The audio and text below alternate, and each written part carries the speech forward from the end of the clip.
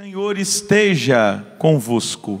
Ele está no meio de nós. Proclamação do Evangelho de Jesus Cristo, segundo João. Glória a vós, Senhor.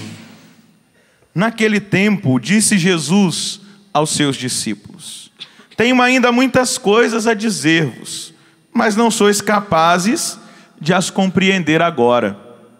Quando, porém, vier o Espírito da verdade, ele vos conduzirá à plena verdade.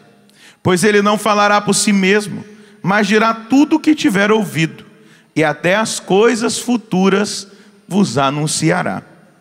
Ele me glorificará, porque receberá do que é meu, e vô-lo anunciará. Tudo o que o Pai possui é meu, por isso disse que o que ele receberá e vos anunciará é meu. Palavra da salvação. Glória a vós, Senhor.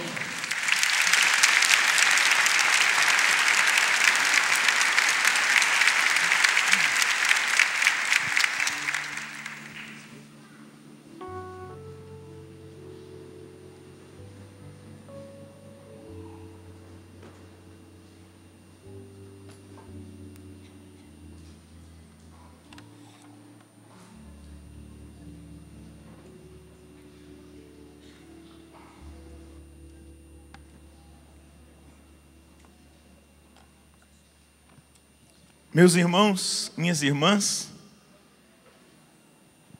nesses dias dessa semana, da sexta semana do tempo pascal, nós já vamos percebendo que a liturgia da igreja vai nos encaminhando, nos mostrando o caminho daquilo que daqui para frente nós iremos celebrar próximo domingo, a Ascensão do Senhor. O outro domingo, o Pentecostes. Nós vamos vendo essa terceira pessoa da Santíssima Trindade sendo colocada em evidência para que nós recorramos ao Espírito Santo e nos abramos à ação desse Espírito. E é tão belo, e eu volto àquilo que eu começava dizendo, nessa semana, naquilo que a igreja coloca diante de nós, é tão belo nós percebermos a ação do Espírito Santo na vida e do ministério do apóstolo Paulo, o apóstolo dos gentios. Como é bonito ver que Paulo, quando é exigido para que, com ousadia, eu queria que você pegasse até o texto da Sagrada Escritura, dos Atos dos Apóstolos, que nós escutamos no dia de ontem. Atos dos Apóstolos, abra aí a sua Bíblia. Se você a trouxe, você em casa pode pegar também. Versículo 16 do capítulo 16. Quando Paulo, ele está em Filipos, e acontece um fato. Veja, estávamos indo para a oração, Atos 16, 16. Estávamos indo para a oração, quando veio ao nosso encontro uma jovem escrava, possuída por um espírito de adivinhação. Fazia oráculos e obtinha muito lucro para seus patrões. Ela começou a seguir Paulo e a nós, gritando: Esses homens são servos do Deus Altíssimo e vos anunciam o caminho da salvação. Isso aconteceu durante muitos dias. Por fim, incomodado, Paulo voltou-se e disse ao Espírito: Eu te ordeno em nome de Jesus Cristo, sai dessa moça. E continua os Atos dos Apóstolos. E o Espírito saiu no mesmo instante. Os patrões da jovem, vendo perdida a esperança de lucros, agarraram Paulo e Silas e os arrastaram à praça principal diante dos chefes da cidade.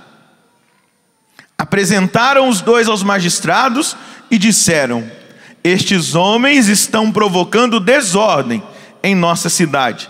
São judeus e pregam costumes que a nós, romanos, não é permitido aceitar e nem seguir. A multidão levantou-se contra Paulo e Silas, e os magistrados, depois de lhes rasgarem as vestes, mandaram açoitar os dois com varas. Depois de açoitá-los bastante, lançaram-nos na prisão e ordenaram ao carcereiro que os guardasse com toda a segurança. Ao receber essa ordem, o carcereiro empurrou-os para o fundo da prisão e prendeu os pés deles no tronco. À meia-noite, Paulo e Silas estavam orando e cantando hinos a Deus. Os outros prisioneiros os escutavam. De repente houve um terremoto tão violento que sacudiu os alicerces do cárcere. Todas as portas se abriram e as correntes de todos se soltaram. O carcereiro acordou e viu as portas da prisão abertas. Pensando que os prisioneiros tivessem fugido, puxou da espada e estava para matar-se. Mas Paulo gritou com voz forte: não te faças mal algum, estamos todos aqui. Então o carcereiro pediu tochas, correu para dentro e, tremendo, caiu aos pés de Paulo e Silas. Conduzindo-os para fora, perguntou: senhores, que devo fazer para ser salvo? Paulo e Silas responderam: crê no Senhor Jesus e serás salvo tu e a tua casa. Eu quero parar por aqui. Veja, eu quero mostrar para vocês as duas atitudes que Paulo teve como evangelizador. Essa primeira, que foi narrada na missa de ontem, mostra a ousadia de alguém que aponta o erro e que sabe a consequência daquela ação profética que faz, que sabe que ele estava se comprometendo ao expulsar aquele demônio daquela mulher, porque aqueles homens que a mantinham cativa àquele demônio de adivinhação. E aí a gente precisa fazer memória de Santo Antão, que dizia que uma das facetas do demônio para amarrar as pessoas é a revelação do futuro.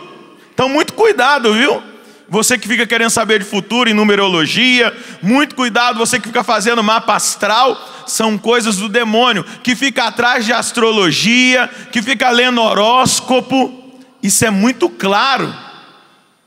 Santo Antão, um monge do deserto, que experimentou na própria carne a tentação do demônio, que consagrou a vida dele a uma vida ascética, mística, vivendo sozinho, isolado num deserto, com as experiências que ele teve de combate direto com o demônio. Ele vai dizer: cristãos, cuidado, porque a maior enganação do demônio é dizer que ele tem poder para revelar o futuro. Diga para quem está do seu lado: o seu futuro está na mão de Deus. Diga para quem está do outro lado: o seu futuro está na mão de Deus. Diga para quem está em casa, aponta o dedão assim e fala assim: o seu futuro está na mão de Deus. Então não se deixe enganar. Diga para você mesmo: eu não vou me deixar enganar. Paulo sabia que ele iria acabar com o negócio daqueles romanos. E ele sabia que viria uma situação difícil para a vida dele. Mas Paulo foi firme, olhou para aquela mulher e disse: espírito de adivinhação, saia dessa mulher agora. E o que acontece? Ele vai preso, ele sofre as consequências, ele é flagelado, ele sofre junto com Silas na prisão, mas sofre com alegria, porque estava sofrendo por amor à verdade, por amor a Jesus Cristo, por tornar uma mulher livre da opressão diabólica e daquilo que aqueles homens estavam fazendo em usá-la para ganhar dinheiro dos trouxas que iam atrás da adivinhação. E talvez tem muito trouxa me ouvindo que vai atrás de adivinhação. Você está rindo, a coisa é séria. Talvez tem muito trouxa me ouvindo que vai atrás de adivinhação e está cada vez mais enrolado e amarrado pelo diabo. Ousadamente eu falo para você: espírito de adivinhação, saia dessa vida agora em nome de Jesus, para que esse irmão e para que essa irmã sejam livres na presença de Jesus Cristo.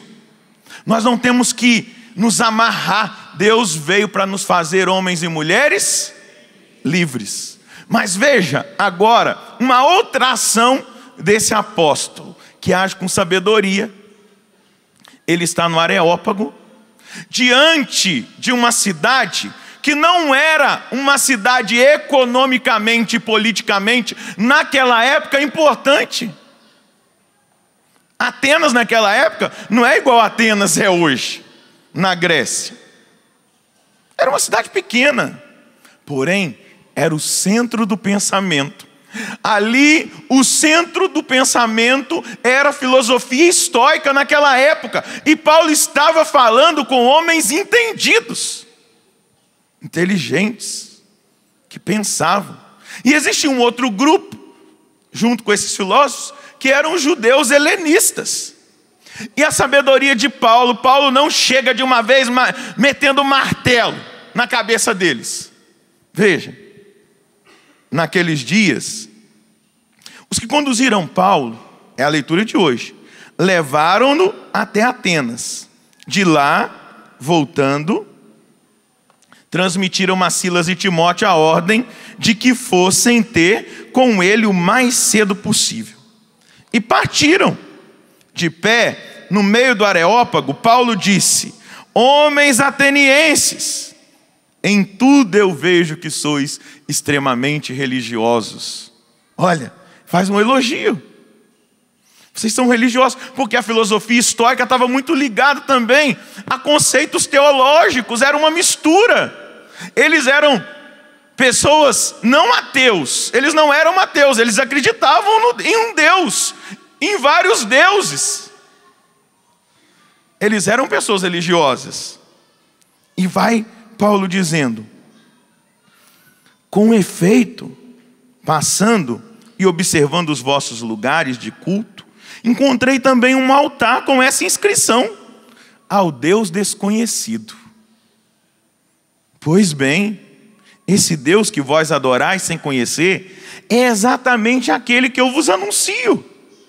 Eu vim aqui, nesse lugar do pensamento, da razão, do conhecimento, para apresentar-lhes o Deus desconhecido, aquele que eu vim anunciar, que eu vim testemunhar para vocês. E continua Paulo: o Deus que fez o mundo. E aí, com toda sabedoria, ele quer atingir a todos. Os estoicos acreditavam num Deus que tinha criado o mundo. E os judeus helenistas, que tinham o Antigo Testamento, os profetas também. E Paulo está dizendo: eu estou aqui para vos anunciar e trazer ao conhecimento de vocês esse Deus desconhecido, o Deus que fez o mundo e tudo que nele existe. Sendo o Senhor do céu e da terra, ele não habita em santuários feitos por mãos humanas. Também não é servido por mãos humanas, como se precisasse de alguma coisa. Pois é ele que dá a todos vida, respiração e tudo mais. De um só homem, ele fez toda a raça humana para habitar sobre a face da terra, tendo fixado os tempos previamente estabelecidos e os limites de sua habitação. Assim fez para que buscassem a Deus e para ver se o descobririam ainda que as apalpadelas. Ele não está longe de cada um de nós. Veja, Paulo está querendo mostrar para eles que esse Deus que eles até mesmo acreditam que criou o céu e a terra, não é um motor imóvel, distante, mas é um Deus próximo, um Deus que está perto, um Deus que cuida, um Deus que ama, um Deus que se expõe, um Deus que escuta a oração. Ele não é um motor imóvel que não, como os gregos pensavam, que não interfere nas realidades da humanidade, que só criou e agora está lá, curtindo a vida, e deixa a sua criação de lado. Um pensador da Idade Média, um místico, ele dizia assim: se Deus cochilasse por 1 hora, quando Deus acordasse, tudo já tinha deixado de existir. Porque é Deus que mantém todas as coisas. É Deus que mantém a sua criação, os elementos, a natureza. É Deus que mantém você. Seu coração está batendo? Deus está te mantendo. Todos os dias quando eu acordo com vida, se eu acordei porque eu estou com vida, né? Eu digo, obrigado, Senhor. O Senhor está me dando mais um dia para eu tentar ser melhor. O Senhor está me mantendo. Está me sustentando.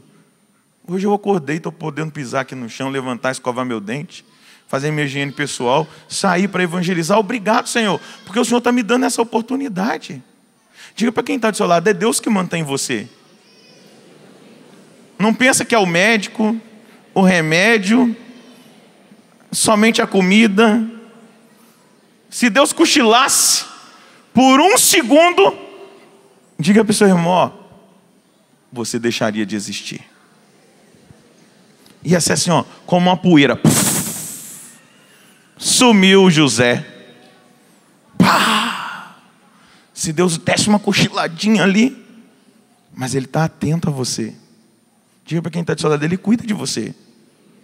Ele é um Deus próximo. Paulo está anunciando para os estoicos, para os judeus helenistas. Ele não está longe de cada um de nós, pois nele nós vivemos, nos movemos e existimos, como disseram alguns dentre os vossos poetas. E veja, Paulo conhecia a cultura grega, e Paulo estava aqui falando de Aratos, um poeta, que ele exatamente dizia essa frase: nós somos da raça do próprio Deus, esse Deus próximo. Ele elogia, olha, os vossos poetas dizem que nós somos da raça desse Deus, nós pertencemos a esse Deus que não está longe, esse Deus que está próximo. E Paulo continua: sendo portanto da raça de Deus, não devemos pensar que a divindade seja semelhante a ouro, prata ou pedra, trabalhados pela arte e a imaginação do homem. Veja, que classe, que evangelizador de peso. Ele está ali denunciando a idolatria, uma cultura pagã que não os levava a nada com classe. Esse Deus que é próximo, Ele não é feito por mão humana, Ele não é de ouro, Ele não é de prata, Ele não habita em templo nenhum. Olha quantos templos tem espalhados por essa cidade. Esse Deus que habita no coração de vocês, é isso que Paulo está dizendo para eles, com categoria, com ousadia, com sabedoria, não humana, mas divina. E aí Paulo continua: mas Deus, sem levar os tempos da ignorância. Olha, quando o Padre Léo chamava de anta, era uma maneira dele dizer com ignorância. Ele chamava os ignorantes de anta. Paulo chamava de ignorante, o Padre Léo de anta, eu de trouxa. Mas são as antas, os ignorantes. E Paulo está dizendo para eles, Deus não vai levar em conta o tempo da ignorância. Agora anuncia aos homens que todos e em todo lugar se arrependam, pois Ele estabeleceu um dia que irá julgar o mundo com justiça. Diga para quem está do seu lado, Deus vai julgar o mundo com justiça. Cuidado, hein? Olha lá, hein? Deus designou um tempo que irá julgar o mundo com justiça. Porém, vai dizer Paulo, por meio do homem que designou diante de todos. Quem é esse homem?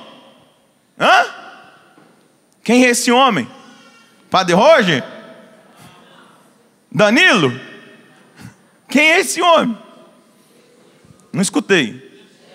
Jesus. Por meio desse homem que designou diante de todos, oferecendo uma garantia ao ressuscitá-lo. Ah, Paulo tocou na pedra de tropeço. Ressurreição. Não abre mão.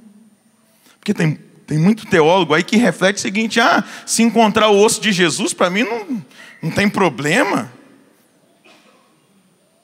porque eu acredito que ele ressuscitou em espírito. Não, a igreja diz que ele ressuscitou de corpo e de alma, e essa é a nossa fé. Se alguém está te ensinando diferente, isso é heresia, não é teologia. Jesus ressuscitou e ninguém vai encontrar o osso dele não. Eu já fui lá no Santo Sepulcro e ele não está lá. Ele está vivo no meio de nós, meus irmãos. Aqui nessa Eucaristia, trabalhando, agindo, curando. Ele mais uma vez salva a humanidade por esse sacrifício que está sendo atualizado. Ele te trouxe aqui para te trazer a salvação. Hoje, que bom que você veio. Se você abrir o seu coração, você vai experimentar a força dessa salvação. Paulo não nega um artigo da fé, e nós não podemos negar. Jesus está vivo, e eu quero que você aplaude a ressurreição de Jesus Cristo, porque nós celebramos a Páscoa. Nós estamos na Páscoa do Senhor. Paulo não nega, ele sabia que ia virar um rebuliço aquela conversa.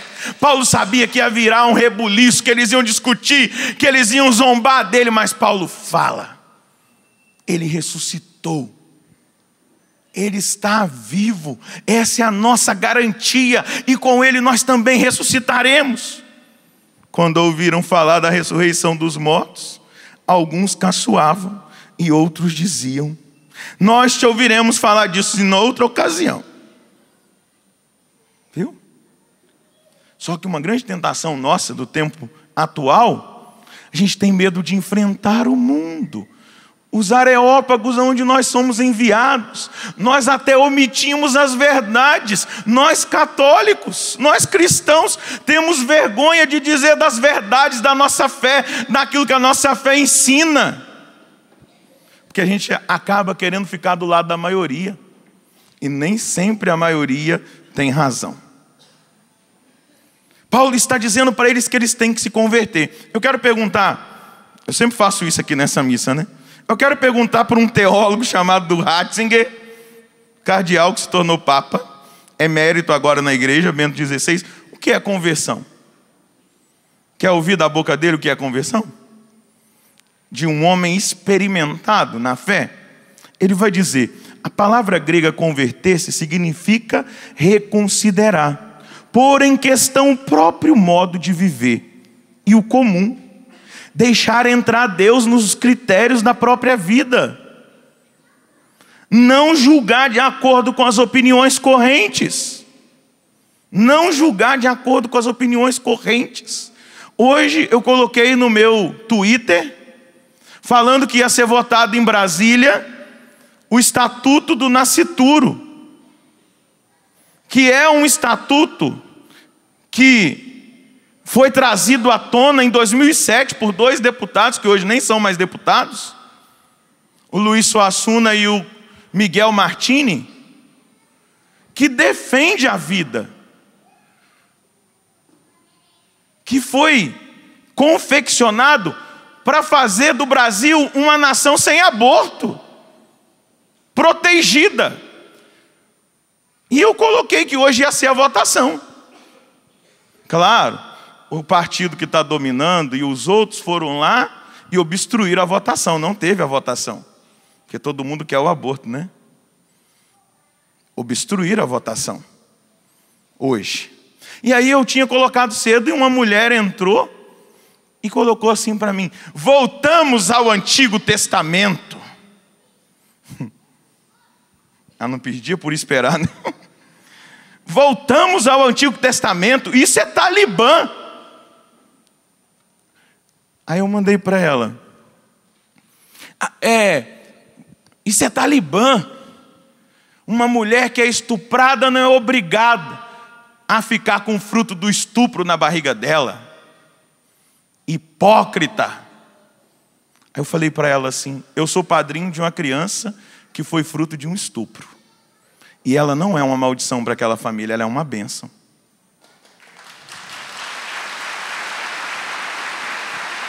E eu disse para ela: se nós formos falar de hipocrisia, hipócrita é aquele que acha que tem direito de matar um indefeso para que a sua vida seja livre daquele indefeso que não tem ninguém para defendê-lo.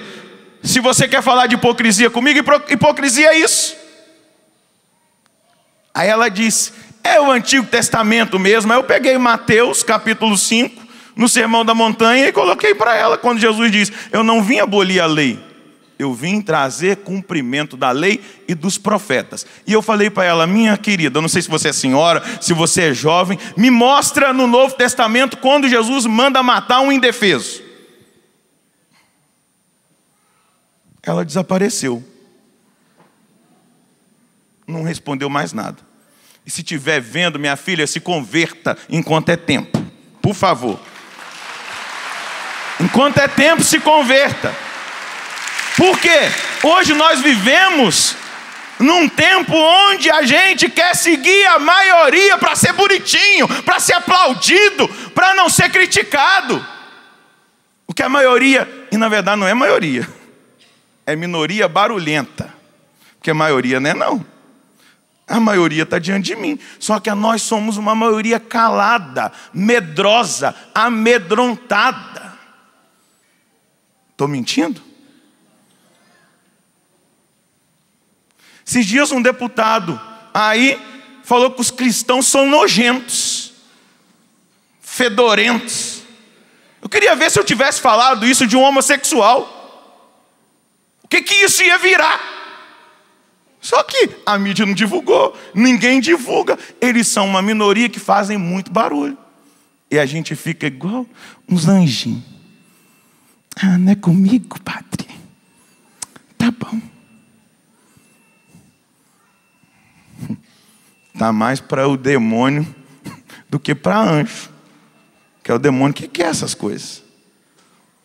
A gente não pode se calar. A gente não pode se intimidar. Eu amo esses meus irmãos. Eu os acolho.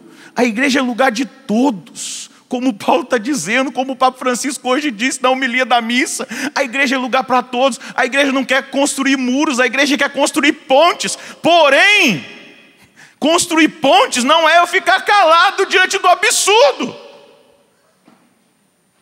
mas é ser usado como instrumento, ser sinal de contradição. Segura a mão de quem está do seu lado. Pergunta para essa pessoa: você é um cristão ou você é um saco de batata?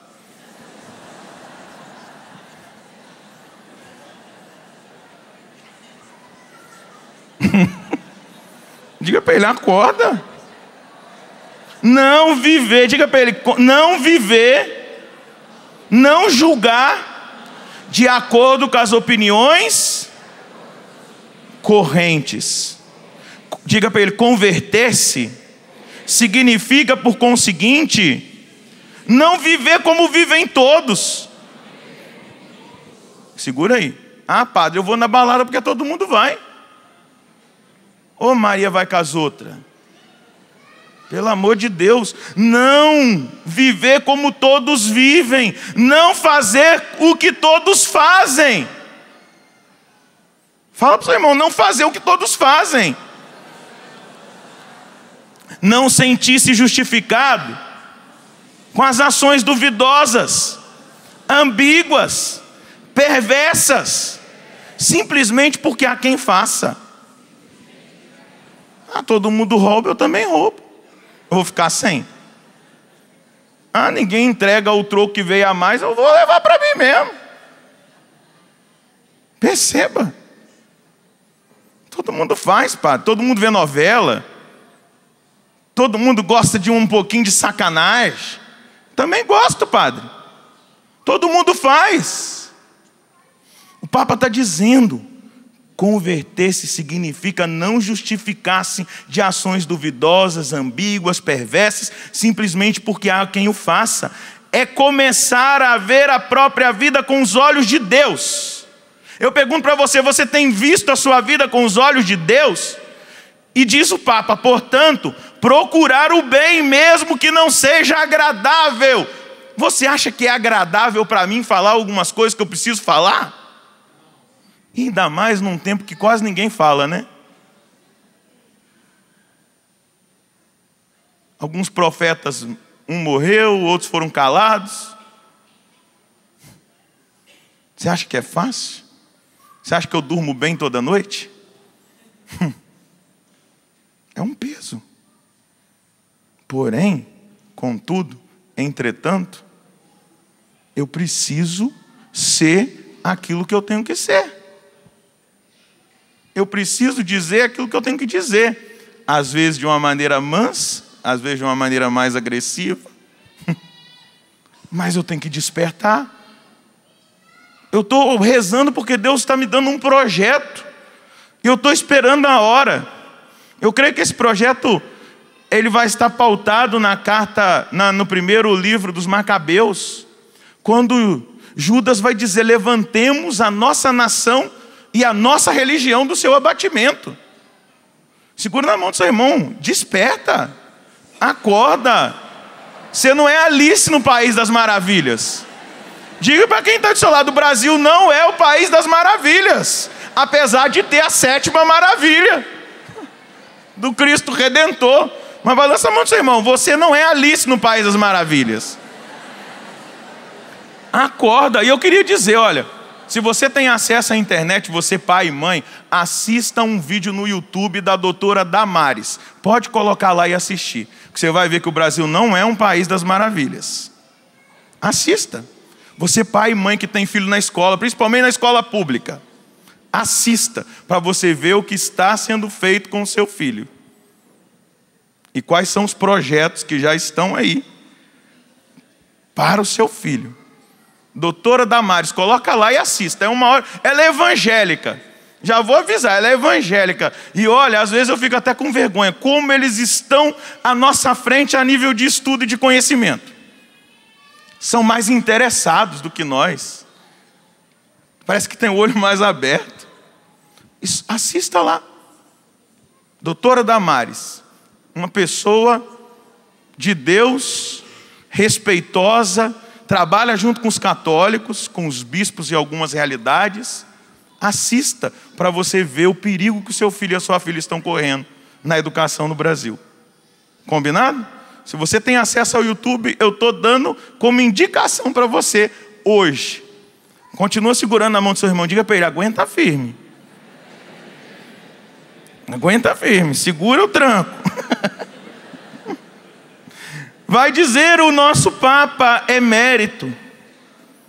Portanto, começar a ver a própria vida com os olhos de Deus, procurar o bem mesmo que não seja agradável, não apostar no juízo da maioria, mas no juízo de Deus. Por outras palavras, procurar um novo estilo de vida, uma vida nova. Tudo isso não implica no moralismo. A limitação do cristianismo, a moralidade, perde de vista a mensagem de Cristo.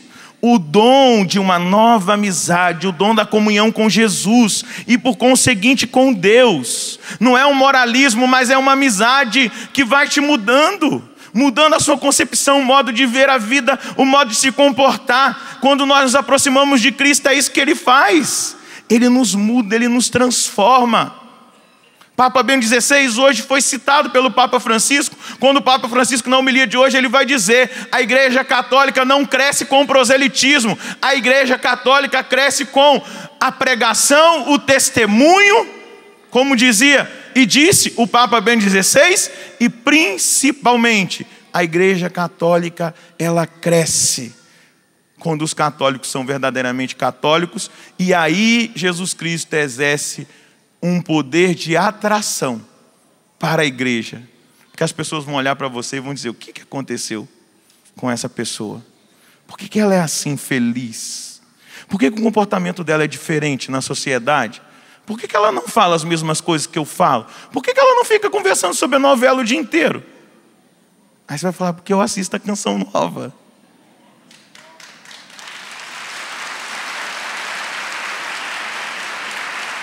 Mas a senhora não viu o que aconteceu lá naquela novela? Eu não, eu estava assistindo o professor Felipe Aquino, eu estava assistindo Trocando Ideias, Direção Espiritual com o Padre Fábio, a missa do clube com o Padre Roger, Padre Léo, na segunda-feira eu não perco. Você assistiu a pregação do Padre Léo? Que? Padre Léo? Você não viu o Salve Jorge? Eu não, eu vi o Padre Léo. É isso que vai fecundando, meu irmão. É isso que vai fecundando, minha irmã, o seu testemunho, a sua vida nova. Converter, a conversão, o Papa está dizendo, não é só um moralismo, mas é uma amizade com Jesus que vai mudando a minha vida, que vai mudando o meu coração, que vai mudando o meu comportamento. Eu não sei se você já teve um amigo que nesse relacionamento de amizade, você vai mudando, você vai percebendo que aquela amizade te faz tão bem, que muitas coisas vão mudando dentro de você, no seu comportamento, no seu interior. Aquela pessoa vai fazendo bem para você, vai fazendo bem, vai fazendo bem, vai fazendo bem, vai te ensinando a ver a vida de uma maneira diferente, vai te ajudando. Jesus é assim, Ele vai nos transformando. É uma amizade, não é um moralismo, não é simplesmente o cristianismo, não é um moralismo, mas é a religião da amizade com Deus. Quem se converte a Cristo não pretende criar uma autonomia moral própria, diz o Papa. Não pretende construir com as próprias forças a sua bondade. Conversão, metanoia, significa precisamente o contrário. Abandonar a autossuficiência. Descobrir e aceitar a própria indigência. A indigência dos outros e do outro. Do seu perdão e da sua amizade. A vida não convertida é uma autojustificação. Eu não sou pior do que os outros, padre. Tem gente pior do que eu. Já ouviu isso? Tem pior do que eu. Eu até sou bonzinho. Padre Jonas tem uma pregação que fala: não basta ser bom para herdar o reino dos céus. Tremenda essa pregação, adquira. Davi, departamento de audiovisuais da Canção Nova. Não basta ser bom. Eu até sou bonzinho, eu não faço aquilo que todo mundo faz. Tem gente que faz coisa pior do que eu, padre. A vida não convertida, diz o Papa, é uma autojustificação. Eu fico dizendo que eu não sou pior do que os outros, mas eu também não mudo de vida. E continua o Papa. A conversão é a humildade de se confiar ao amor do outro maiúsculo. O amor que se torna medida e critério da minha própria vida. Esse amor, não pensa que o Evangelho está dizendo que vai ter uma outra revelação. Houve a revelação plena, não é quantitativamente que Jesus está dizendo, Ele está dizendo de qualidade de compreensão. Muita coisa os apóstolos não compreendiam. Quando Ele falava da ressurreição, eles não entendiam. Quando Ele falava da cruz, eles não entendiam. Quando Ele falava dos sofrimentos, depois que passasse todo aquele momento da cruz e da ressurreição, eles não compreendiam. Muita coisa nós estamos compreendendo agora, não é verdade? Quanto mais eu vou lendo a palavra, o Evangelho, mais eu vou compreendendo, eu vou me aprofundando, eu vou entendendo aquilo que Jesus está me revelando, falando comigo ao meu coração. O amor precisa ser esse critério que me leva a não machucar o outro, que não me leva a ferir o meu próximo, mas esse amor que me leva também a uma conversão social, a ser testemunho na sociedade, a ser instrumento, sal, luz. O Papa vai dizer, não se pode evangelizar só com palavras. É o Papa Bento XVI, que eu estou citando hoje. O Evangelho cria vida, cria comunidade de caminho. É uma conversão, não é uma conversão meramente individual. Essa conversão individual não tem constância. Nós precisamos de comunidades convertidas, de católicos convertidos. Segura na mão do seu irmão, fecha um pouquinho os seus olhos.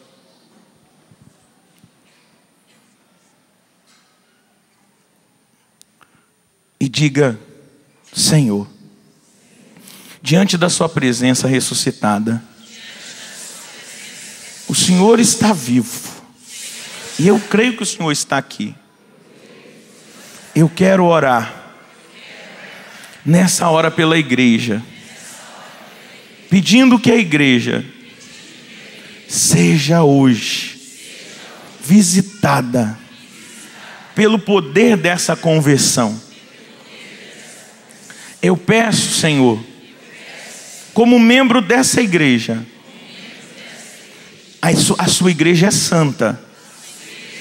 Eu estou orando pela conversão dos membros da igreja, do corpo de Cristo. Eu estou orando também por mim ao orar pela igreja. Eu estou pedindo um despertamento nessa noite. na vida da igreja, nas dioceses, nas paróquias, nas comunidades, nas pastorais, nos movimentos. Que aconteça um despertamento para a verdade, Senhor, para a verdade plena do seu evangelho, para a revelação do seu amor incondicional, amor que transforma, amor que converte, amor que não se cansa de amar, amor que propõe uma vida nova, amor que propõe o céu. Eu estou orando por esse meu irmão, porque o Senhor fala na primeira leitura do juízo, e eu acredito que para esse meu irmão, o Senhor vai além. O Senhor não tem a condenação, o Senhor tem a salvação.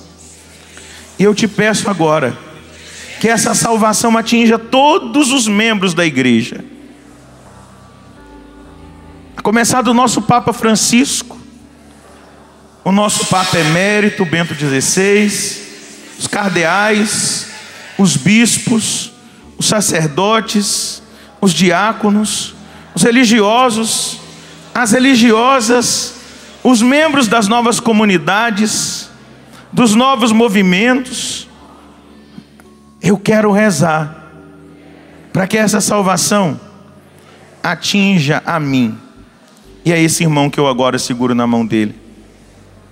Eu quero pedir que essa graça de hoje, dessa proposta de conversão, possa levar esse meu irmão ao caminho da vida nova, que só é vivida na amizade com Jesus Cristo. Balança a mão desse irmão, profetiza sobre a vida dele e diga: Jesus quer ser seu melhor amigo. Balança a mão dele e diga: Jesus quer ser seu melhor amigo. Deixa ele entrar na sua vida, deixa ele te ferir com a palavra dele, deixa ele te transformar, deixa ele te curar. Jesus tem muito mais do que condenação para você. Ele veio trazer a salvação. Hoje, creia, Ele está perto de você. E Ele está dizendo, pergunta o nome dessa pessoa. Qual o nome dela? Diga para ela: Ele quer ser seu amigo, Fátima. Ele quer ser seu amigo, João. Ele quer ser seu amigo, Fabinho. Ele quer ser seu amigo, Renan. Ele quer ser seu amigo. Balança a mão dele e diga: Ele quer ser seu amigo. Agora só depende de você. É uma amizade verdadeira. Jesus não tem mania de ficar passando a mão na cabeça de ninguém. Ele vai te chamar para uma vida nova de santidade. Pergunta para esse irmão: você quer? Segura na mão dele para ele não desanimar, hein? Diga para ele: desanima não. Ele quer? Então diga agora para Jesus, agora com a sua voz: entra na minha vida, Jesus. Vai rezando agora, pede, entra no meu coração, entra na minha história, muda tudo. Ah, eu quero ser contagiado, Senhor, pela sua presença. Eu quero ser transformado pela sua presença. Eu quero mudar de vida. Eu quero viver uma nova história. Eu sei que o Senhor tem o melhor para mim. Eu não experimentei nem um pouquinho daquilo que o Senhor tem para mim.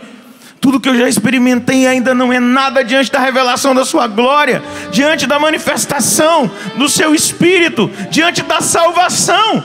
Entra na minha vida, transforma a minha vida hoje. Eu quero ser teu amigo, Jesus. Eu quero ser teu amigo e quero que o Senhor seja o meu melhor amigo. Eu preciso que o Senhor seja o meu melhor amigo. Transforma o meu interior, as minhas opções, que as minhas decisões a partir de agora sejam diferenciadas, marcadas por essa amizade e por esse amor. Eu estou aqui, Jesus, e eu quero ser seu amigo. Muito obrigado, Jesus. Muito Obrigado, Jesus, porque o Senhor não desistiu de mim. E hoje eu quero sair da ignorância para viver na sua verdade. Obrigado, Jesus. Dá um abraço agora em quem está do seu lado. Diga para essa pessoa: Ele te ama muito. Creia. Jesus te ama muito. E Ele não vai desistir de você. Ele não vai desistir de você. Agora aplauda esse irmão, essa irmã. Amados de Jesus, escolhidos, eleitos.